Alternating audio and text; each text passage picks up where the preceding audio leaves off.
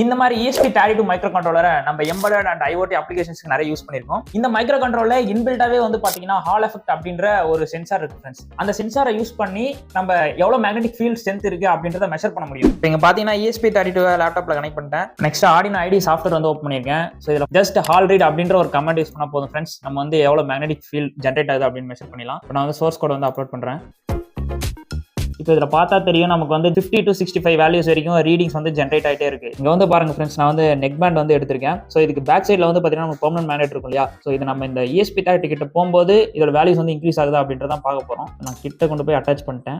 So இதில் வச்சதுக்கப்புறம் பாருங்க, இதில் வந்து 200க்கு மேலே நமக்கு வந்து அந்த மேக்னெட்டிக் ஃபீல்டு வந்து வேல்யூஸ் வந்து இன்க்ரீஸ் ஆயிருக்கு. இது போல மேக்னெட்டிக் ஃபீல்டு இன்க்ரீஸ் ஆகிறதுனால இதோட அவுட்புட் வோல்டேஜ் இன்க்ரீஸ் ஆகிறதுக்கு வாய்ப்பு இருக்கு ஃப்ரெண்ட்ஸ். ஸோ இதை யூஸ் பண்ணும்போது நியர்பைல எந்த மேக்னெட்டும் இல்லாத மாதிரி பார்த்துக்கோங்க. ஸோ இதில் இது மட்டும் இல்லாமல் இன்பில்டா இன்னொரு சென்சாருமே இருக்கு. அது என்ன அடுத்த ஷார்ட்ஸ்ல சொல்றேன். இது போல இன்ட்ரெஸ்டிங் வீடியோஸ்க்கு சேனலை சப்ஸ்கிரைப் பண்ணுங்க.